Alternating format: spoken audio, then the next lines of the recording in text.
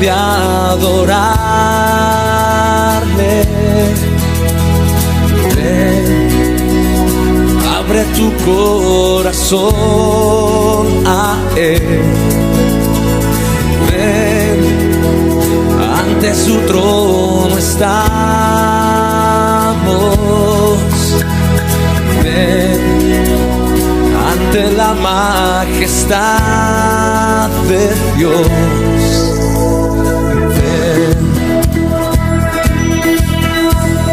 ven, es hora de adorarle. Sí, ven, ven, abre tu corazón a Él. Sí, ven, ante su trono estamos. Ven, ven, ante la majestad de Dios. Ven. Toda lengua confesará que Él es Dios, las rodillas se doblarán y un tesoro eterno tendrás en Él si escoges su amor. Toda lengua confesará que Él es Dios, las rodillas se doblarán y un tesoro eterno tendrás en Él si escoges su amor. Dilo conmigo. Es hora de adorarle. Sí, ven, ven, abre tu corazón a Él. Ven, ven, ante su trono está, ante el trono estamos. Ven, ante la majestad de Dios. Sí, toda lengua confesará que es Dios y las rodillas se doblarán y un tesoro eterno tendrás en Él si escoges su amor. Toda lengua confesará que es Dios, las rodillas se doblarán y un tesoro eterno tendrás en Él si escoges su amor. Eres rey, decláralo con fuerza. Eres rey, sí, confiésalo. Eres rey, con todo tu corazón dilo. Eres rey, sí, sí, oh. Eres rey en todo el universo. Eres rey en toda la creación. Todos se postran ante Él. Jesús, Jesús, Jesús es Él. Él es el Rey de Reyes. Él es Señor de señores. Sí. Una vez más diré.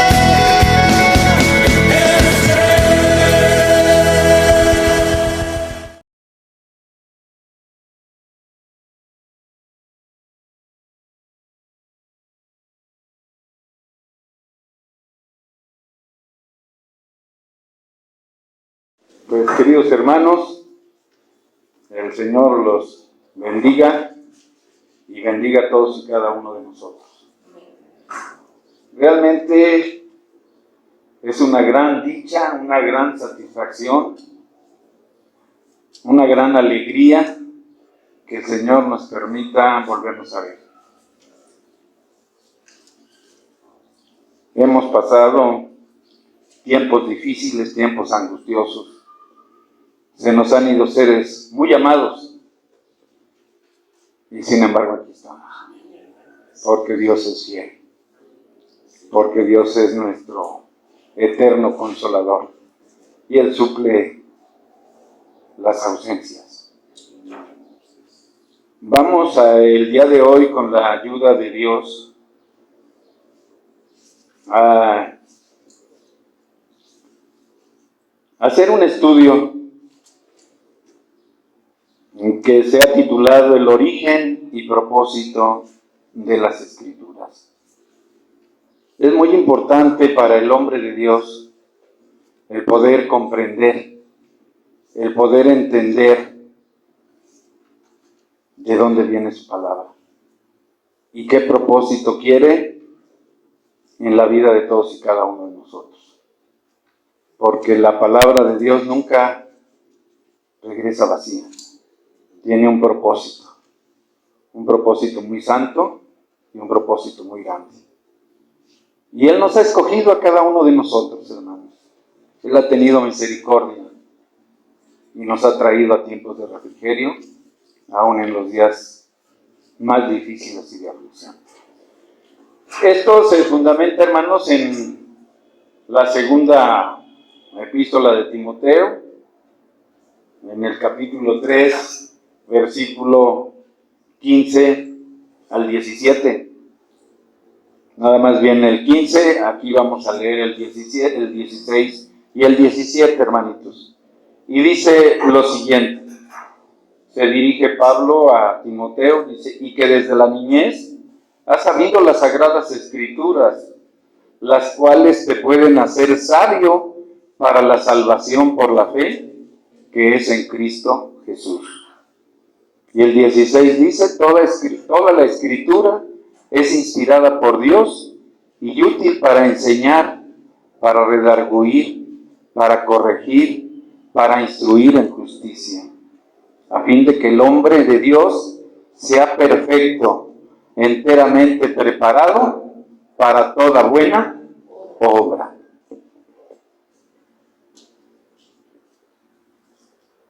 Vemos aquí en estos versículos, hermanos, principalmente en el 15, que se afirman dos verdades fundamentales en cuanto a las Escrituras. La primera, en el 15 al 17, la primera se relaciona con su origen, de dónde provienen, y la segunda con su propósito, el fin perseguido. En primer lugar, toda la Escritura es inspirada por Dios, es decir, contiene el aliento divino. Algunos estudiosos, teólogos, eruditos, como ustedes gusten llamarles, se han traducido las palabras iniciales del verso 16, que dice, toda escritura inspirada es útil. Dice, pero tal traducción impondría una doble limitación a las escrituras. Sugeriría por una parte que no toda la escritura es inspirada y que por lo tanto no toda la escritura es provechosa, sino solo aquellas partes que son inspiradas. Dado que la frase en griego no tiene un verbo principal, es perfectamente legítimo, hablando gramaticalmente, incluir el verbo ser después del adjetivo inspirada, y no antes del mismo, traduciendo entonces toda escritura inspirada por Dios es útil. Pero el argumento contra esta construcción gramatical es que no se hace justicia a la conjunción copulativa, a la conjunción y, que en el griego es kai. Dice que aparece entre los dos adjetivos inspirada por Dios y útil. Dice, la conjunción kai sugiere que Pablo, aún asentando dos verdades respecto a las escrituras, y no solamente una, que es inspirada y útil, por esta razón debemos leer la frase, toda la escritura es inspirada por Dios y útil. ¿Qué quiere expresar Pablo por toda esta escritura? En nuestra opinión es muy posible que por medio de esta frase esté incluyendo las dos fuentes del conocimiento de Timoteo recién mencionadas, o sea, lo que él ha aprendido, lo que ha aprendido de Pablo. Su maestro estuvo asistiendo a Pablo por mucho tiempo, y las Sagradas Escrituras, en donde fue disciplinado, donde fue instruido. Si bien es cierto que en ningún lugar el apóstol denomina a sus epístolas en forma explícita escrituras, En varios pasajes se acerca mucho al hecho y sin lugar a dudas recomienda que sus cartas sean leídas públicamente en las asambleas cristianas, seguramente junto con las lecturas del Antiguo Testamento. Y esto lo vemos en Colosenses 4:16, que dice lo siguiente: cuando esta carta haya sido leída entre vosotros, haced que también se lea en la iglesia de los laudinenses, y que los de la Odisea la leáis también vosotros. Varias veces se afirma que habla en el nombre y con la autoridad de Cristo el apóstol Pablo. Y veamos Corintios 2:17. Entonces, segunda de Corintios 2:17. Dice, pues no somos como muchos que medran falsificando la palabra de Dios, sino que con sinceridad, como de parte de Dios y delante de Dios, hablamos en Cristo. ¿Verdad? Y llama a su mensaje la palabra de Dios, y lo vemos en Primera de Tesalonicenses 2:13. Dice, por lo cual también nosotros, sin cesar, damos gracias a Dios de cuando recibiste la palabra de Dios que oísteis de nosotros, la recibisteis no como palabra de hombres, sino según es en verdad la palabra de Dios, la cual actúa en vosotros los creyentes. Y habiendo dicho esto, al comunicar a otros lo que Dios le ha revelado, utiliza no palabras enseñadas por sabiduría humana, sino que enseña el Espíritu. Y eso lo vemos en Primera de Corintios 2:13. Dice, lo cual también hablamos no con palabras enseñadas por sabiduría humana, sino con la que enseña el Espíritu, acomodando lo espiritual a lo espiritual. Esa es la esencia, hermanos, de la palabra de Dios. Dice, esto es una reclamación de inspiración, más aún de inspiración verbal, que es la característica distintiva de las Escrituras. El apóstol Pedro se refirió con claridad a las cartas de Pablo, llamándolas Escrituras, pues al mencionarlas habla del Antiguo Testamento como de las otras Escrituras. Veamos 2 de Pedro 3:16.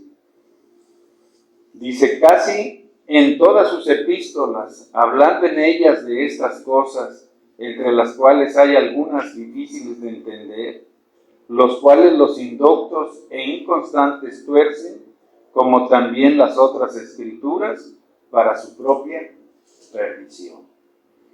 Además, parece evidente que Pablo contemplaba la posibilidad de un suplemento cristiano del Antiguo Testamento, pues combinaba una cita de Deuteronomio 25:4 con un dicho de Jesús registrado en Lucas 10:7. Dice, y a las dos las llama igualmente Escrituras. Y dice, Primera de Timoteo 5:18, pues la Escritura dice, no pondrás bozal al buey que trilla, y digno es el obrero de su salario. En su definición de escritura, toda escritura significa que es inspirada por Dios. La palabra griega theopneustose traduciría literalmente Dios alentada o Dios soplada, inspirada. Dice, e indica que ni la escritura en sí misma ni los actores humanos fueron inspirados, movidos por el aliento de Dios, sino que la escritura fue alentada o soplada por Dios. Sin duda, inspiración es un término conveniente para ser utilizado, pero inspirado o aún inspirado comunicarán el sentido del adjetivo griego más exactamente. La escritura no debe ser considerada como ya existente, ya que ya existía cuando vino el aliento de Dios sobre ella, sino que comenzó a existir por el aliento del Espíritu de Dios. ¿No es esta una teoría o explicación de la inspiración? Pues no hay referencia a los autores humanos, quienes afirma Pedro de Dios hablaron siendo inspirados por el Espíritu Santo. Segunda de Pedro 1:21 nos dice, porque nunca la profecía fue traída por voluntad humana, sino que los santos hombres de Dios hablaron siendo inspirados por el Espíritu Santo. No obstante, de varios pasajes surge que la inspiración, cualquiera que fuera el proceso, no anulaba la individualidad o la cooperación activa de los escritores humanos. Lo único que se establece en este pasaje es el hecho de la inspiración, que toda escritura es alentada por Dios, se originó en la mente de Dios y fue comunicada por la boca de Dios. Por el aliento o espíritu de Dios, como afirmaban los profetas, la boca de Jehová lo ha dicho o ha hablado. En segundo lugar, Pablo explica el propósito de las Escrituras y nos dice que es útil y provechosa. Es útil, es provechosa. Y lo es precisamente porque es inspirada por Dios. Solo su origen divino asegura y aplica su provecho para el humano. Para demostrar lo que esto significa, Pablo utiliza dos expresiones. La primera está en el versículo 15, que leímos, dice, las Sagradas Escrituras te pueden hacer sabio para la salvación. La Biblia es en esencia un manual sobre la salvación. Su propósito global no es enseñar hechos de la ciencia que los hombres puedan descubrir por su propia investigación empírica, sino hechos acerca de la salvación que ninguna exploración espacial puede descubrir, que solo Dios puede revelar. La Biblia entera despliega el esquema divino de salvación, la creación del hombre a la imagen de Dios, su caída en el pecado por desobediencia y por ende bajo condenación, el amor continuo de Dios por el pesar de su rebelión, el plan eterno de Dios para salvarlo por medio de su pacto de gracia con un pueblo elegido, culminando en Cristo, la venida de Cristo como el Salvador, quien murió para llevar los pecados del hombre, resucitó a los muertos, fue exaltado a los cielos y envió al Espíritu Santo. El rescate del hombre primero de su estado de culpa y separación, luego la esclavitud y finalmente de la mortalidad en su experiencia progresiva de la libertad de los hijos de Dios. Nada de esto sería conocido si no fuera por la revelación bíblica.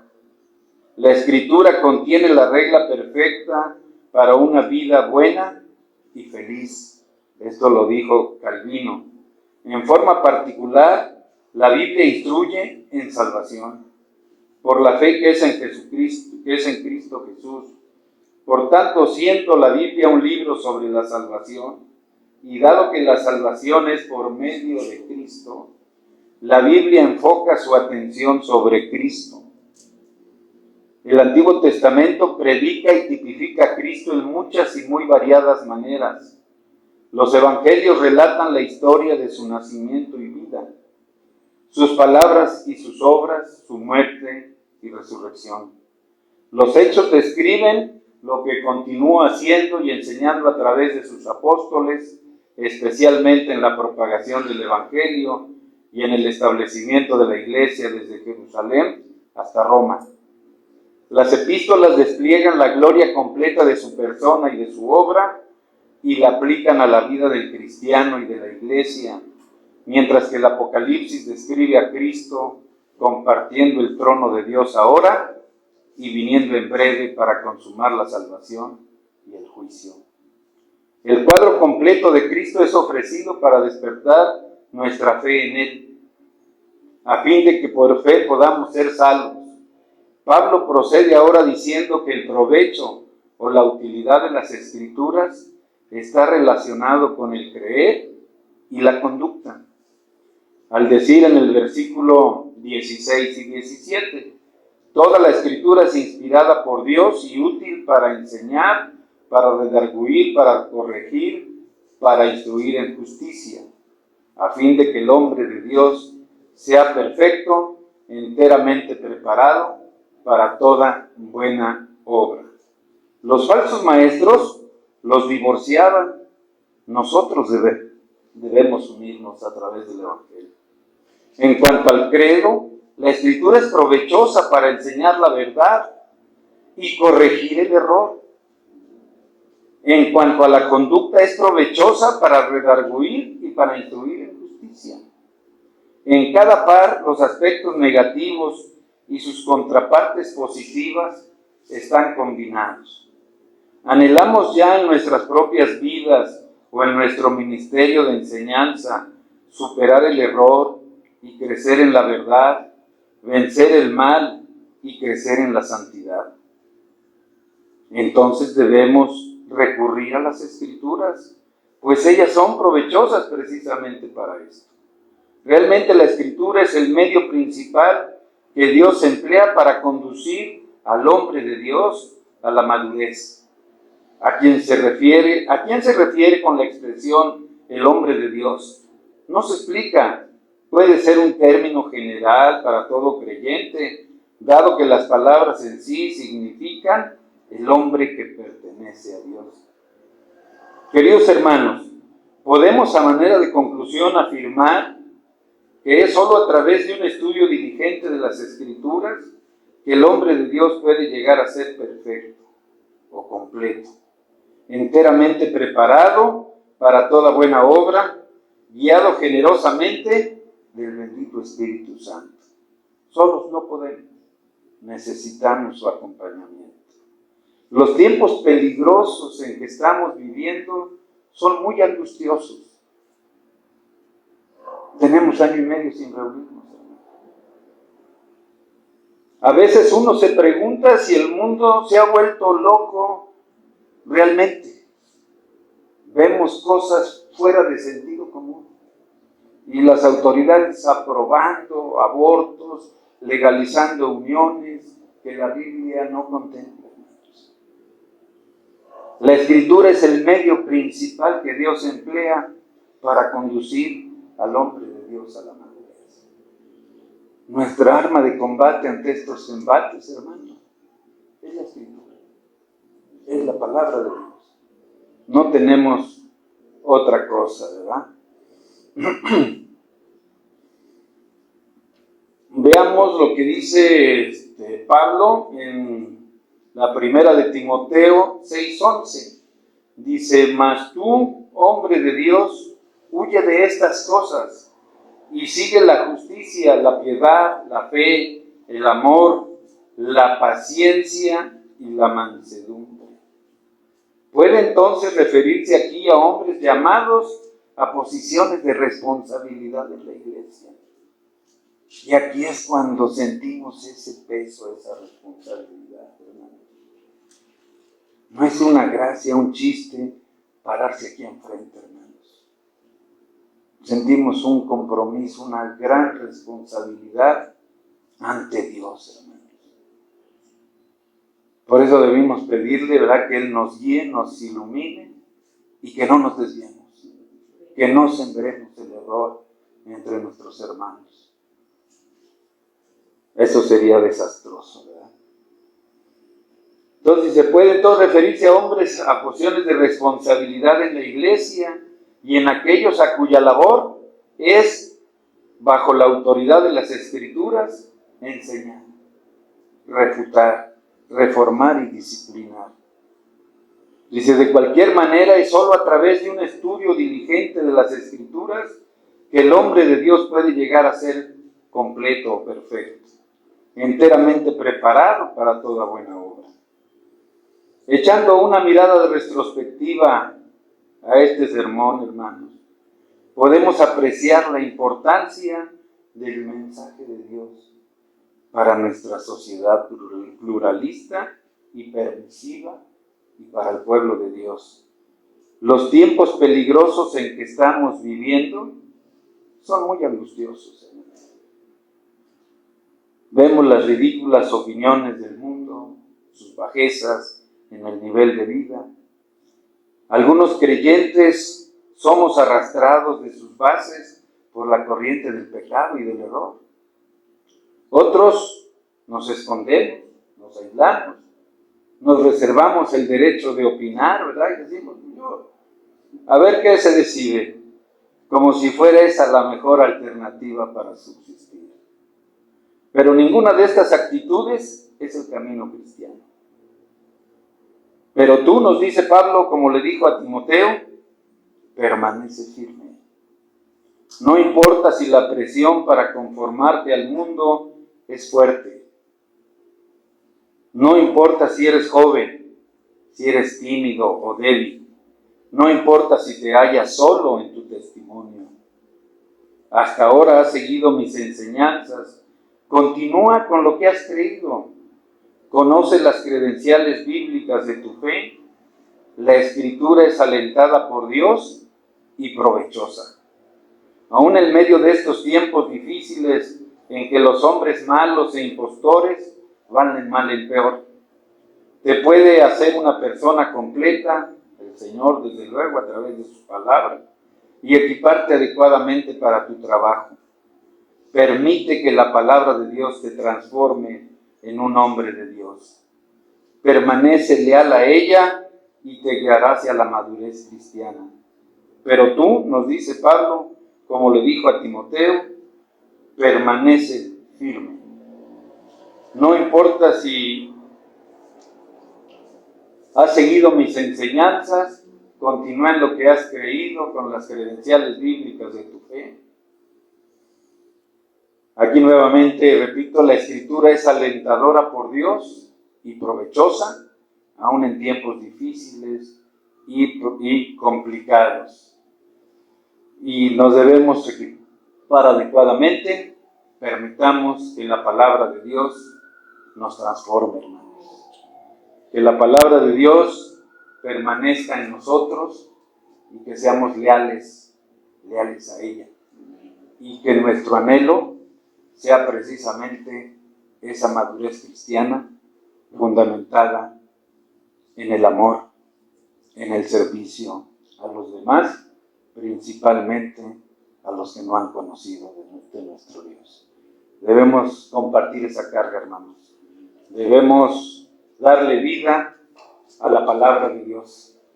Que estemos dispuestos a que Dios actúe en nosotros para poder ser una iglesia victoriosa en medio de la tempestad en la que se convulsiona el mundo en estos momentos. Pues Dios les bendiga, hermanos. Cerremos nuestros ojos y demos gracias a Dios por este mensaje. Bendito Dios y Padre Celestial, te damos las gracias porque eres infinitamente bueno con nosotros, porque tú nos has guiado, tú nos has conducido, tú nos has traído este mensaje en donde tú quieres que seamos hombres completos. Bendito Dios. A lo mejor no perfectos, no a la estatura del siervo aquel al que tú quieres, Señor, pero que ese sea nuestro anhelo, que nuestra mirada y confianza esté en nuestro Señor Jesucristo y que a través de Él podamos tener esa edificación y poder contribuir al propósito, al llamado que tú has hecho a cada uno de los que hemos creído en ti, llevar el Evangelio a todos los confines de la tierra. Gracias, bendito Dios, por esta oportunidad de compartir tu palabra. Te pedimos nos bendigas y nos sigas ayudando como hasta ahora. Todo esto te lo pedimos en Cristo Jesús. Amén. Dios les bendiga, mis hermanos.